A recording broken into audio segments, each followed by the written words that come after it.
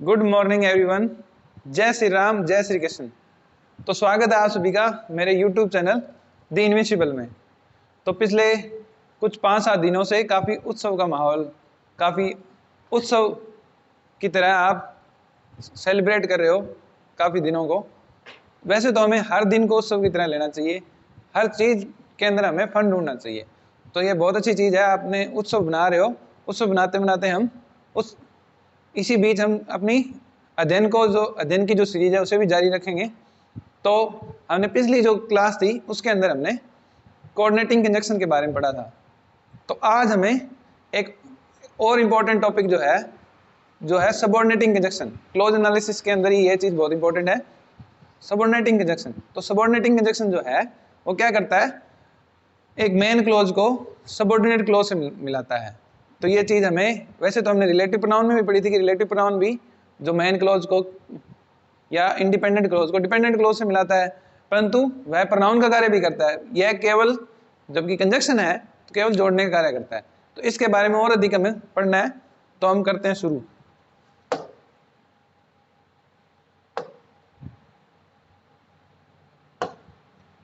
तो subordinating conjunction, तो इसकी काफ़ी महत्वपूर्ण डेफिनेशंस हैं, हम पढ़ते हैं। A subordinating conjunction is a word used to combine an independent clause and a dependent clause in a sentence. They help in forming complex sentence. तो ये जो सेंटेंस है वह एक इंडिपेंडेंट क्लोज को डिपेंडेंट क्लोज से मिलाता है और ये क्या कॉम्प्लेक्स सेंटेंस बनाता है। तो ये जो सबऑर्डिनेटिंग कंजक्शन है कॉम्प्लेक्स सेंटेंस बनाते हैं। जैसे कोऑर्डिनेटिंग कंजक्शन जो है वो कंपाउंड सेंटेंस बनाते थे, तो ये जो है कॉम्प्लेक्स सेंटेंस बनाते हैं। इसकी और भी डेफिनेशन है ऑक्सफोर्ड लर्नर डिक्शनरी के हिसाब से, लगभग एक जैसी सी डेफिनेशन है, परंतु हमें पढ़ लेना चाहिए। तो according to Oxford learner's dictionary, a subordinating conjunction is defined as a word that begins a subordinating clause. Subordinate clause को स्टार्ट करता है ये। फॉर एग्जांपल ऑल्दो और बिकॉज।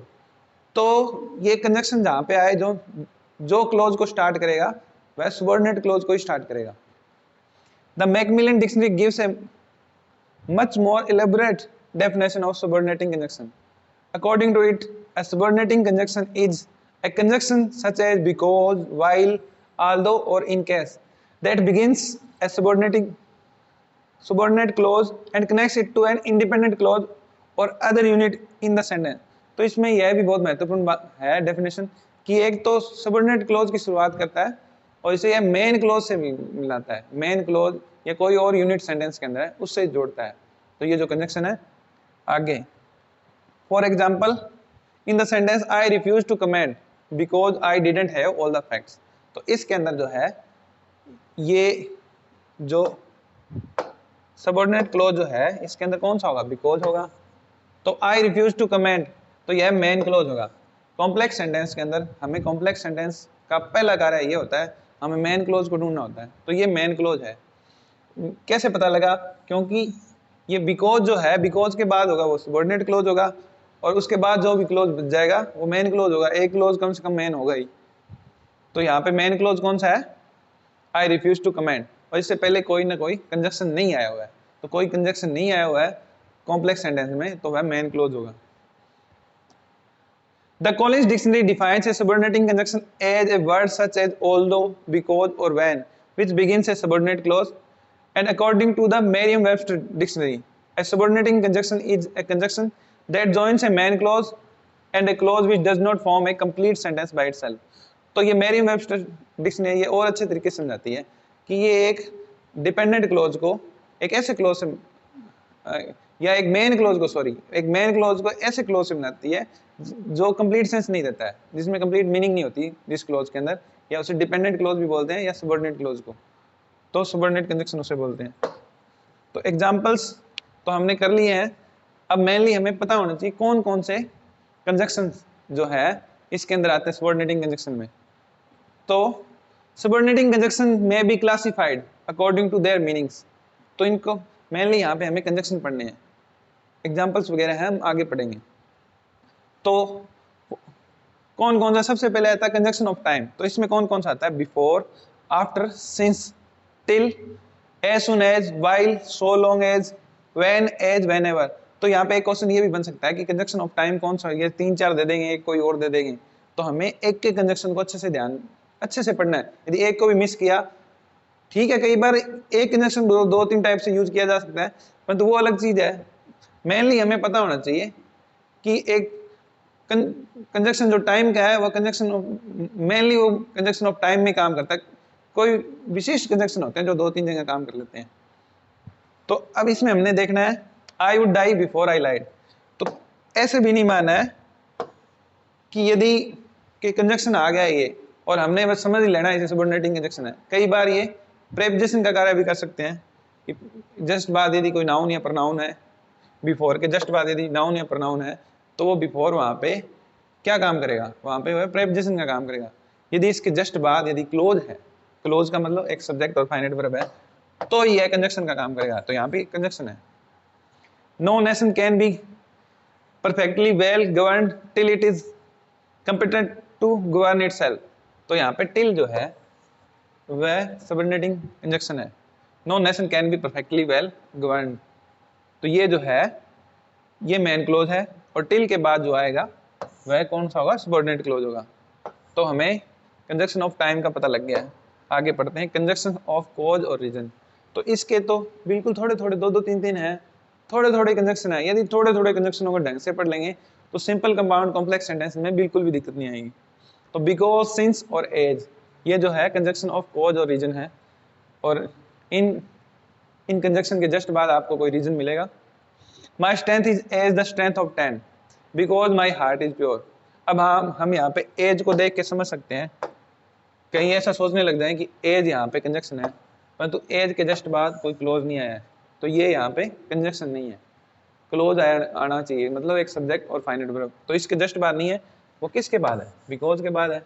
तो बिकॉज के बाद एक सब्जेक्ट है और एक फाइनाइट वर्ब है, तो ये एक क्लोज हो गया और ये सबऑर्डिनेटिंग कंजक्शन है। तो इसके बाद जो क्लोज होगा वो सबऑर्डिनेट क्लोज होगा, और ये पहले वाला जो होगा वो प्रिंसिपल क्लोज होगा। तो कंजक्शन ऑफ कॉज और रीजन। इसके बाद हम पढ़ते हैं कंजक्शन ऑफ पर्पज। पर्पज से कोई उद्देश्य है हमें पता लगेगा। तो कौन कौन से होते हैं, that, so that, lest, in order that. तो यहाँ पे देखो we eat so that we may live, तो सो दैट जो है यहाँ पे कौन सा कंजक्शन है, कंजक्शन ऑफ पर्पज है। इसी प्रकार कंजक्शन ऑफ रिजल्ट और कॉन्सिक्वेंस। तो कोई रिजल्ट का पता या कोई परिणाम का पता लगेगा, वो उसमें भी सो दैट ही होता है। तो सो दैट जो है इसमें केवल एक ही है, so that. Conjunction of condition. तो कंडीशन का पता, कंजक्शन जो कंडीशनल सेंटेंसेस हम करते हैं वो भी हम आगे पढ़ने हैं। तो उसके अंदर कौन कौन से कंजक्शन होते हैं देखते हैं। If, as, if, unless. तो Rama will go if Hari goes. तो यहाँ पे इफ वाला जो सेंटेंस है इसके बाद जो क्लोज आएगा, इफ कंजक्शन है उसके बाद जो क्लोज आएगा वह डिपेंडेंट क्लोज होगा, और उससे पहले वाला प्रिंसिपल क्लोज होगा। कंजक्शन ऑफ कंसेशन कौन कौन से होंगे देखते हैं। आल्दो, दो, हाउएवर। तो ये भी हमें ध्यान देना है, मेनली कंजक्शन पढ़ने हैं। इसके अंदर इतना कुछ ध्यान, इतना ज्यादा केवल रट्टा मारना है इसके अंदर में। I will not see him दो ही कम्स। तो यहाँ पे दो है, दो जो है क्या होगा, दो सबऑर्डिनेटिंग कंजक्शन है। Though he slay me yet will I trust in. तो दो और येट जो है वह सबऑर्डिनेटिंग कंजक्शन है और कंजक्शन ऑफ कंसेशन है। इसी तरीके से कंजक्शन ऑफ कंपैरिजन में कौन कौन से होंगे, एज और then. As stronger than Rustam is. तो यहाँ पे देन जो है, अब यहाँ पे हम सोचते हैं कि सीधा रुस्तम दिया है, परंतु इज जो है वह अंडरस्टूड है, ठीक है। He is stronger than Rustam is. तो एक सब्जेक्ट और फाइनाइट वर्ब, इधर भी सब्जेक्ट और फाइनाइट वर्ब अंडरस्टूड है। तो देन जो है कंजक्शन ऑफ कंपैरिजन का काम कर रहा है। तो आज के मेरे वीडियो में इतना ही। आप सभी से मैं रिक्वेस्ट करूँगा कि मेरा टेलीग्राम चैनल जो दी इनविंसिबल है उसे ज़रूर सब्सक्राइब करें, क्योंकि उसके अंदर बहुत बेहतरीन कंटेंट है जो आपके लिए बहुत काम आएगा काफ़ी परीक्षाओं में। और आप मेरे यूट्यूब चैनल के जो भी वीडियोज़ हैं उन सभी को पहले देखें, तब आपको ये बेहतर समझ आएगी in simple compound complex sentence के बारे में। तो आप मेरे यूट्यूब चैनल को के वीडियो को देखें, लाइक करें और मेरे चैनल को सब्सक्राइब करें। धन्यवाद।